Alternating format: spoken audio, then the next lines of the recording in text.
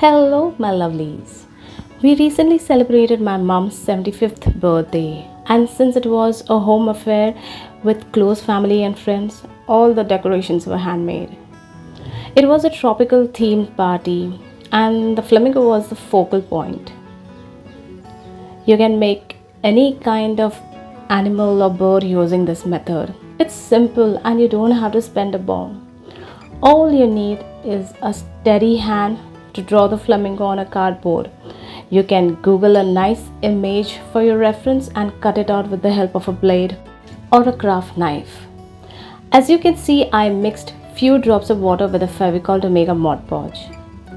Now you can either use this kind of toilet roll or you can also use the brown paper bags.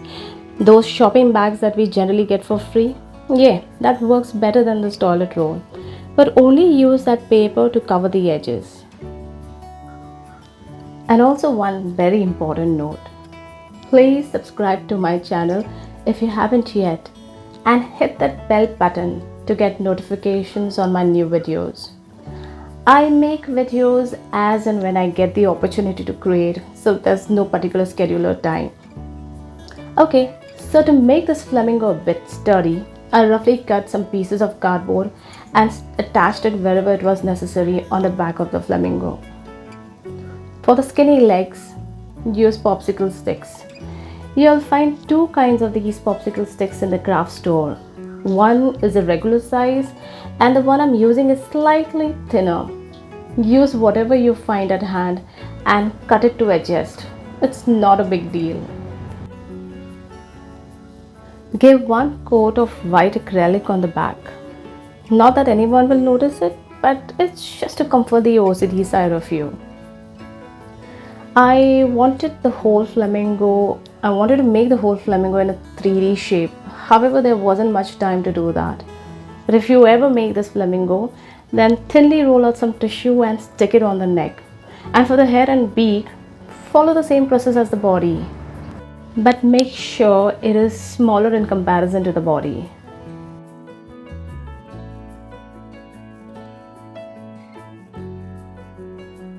Remember to glue it well on all sides.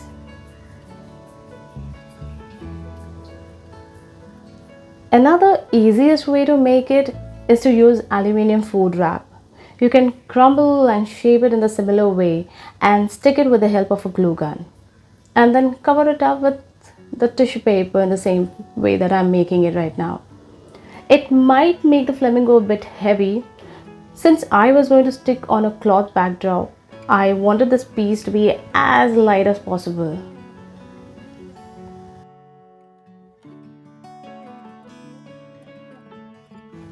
Continue sticking as many pieces of tissues to get the desired shape. And glue it well so the feathers don't fall off. Make sure you use only craft glue or Fevicol for that matter. Don't use glue gun at all. It will be a big mess and you will not be able to paint it properly. Whilst adding tissue, keep in mind to shape it like a dome.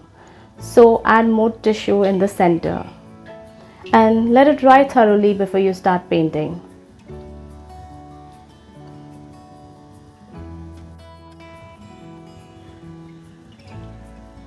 I'm using chalk acrylics and I also use two more shades of pink along with this.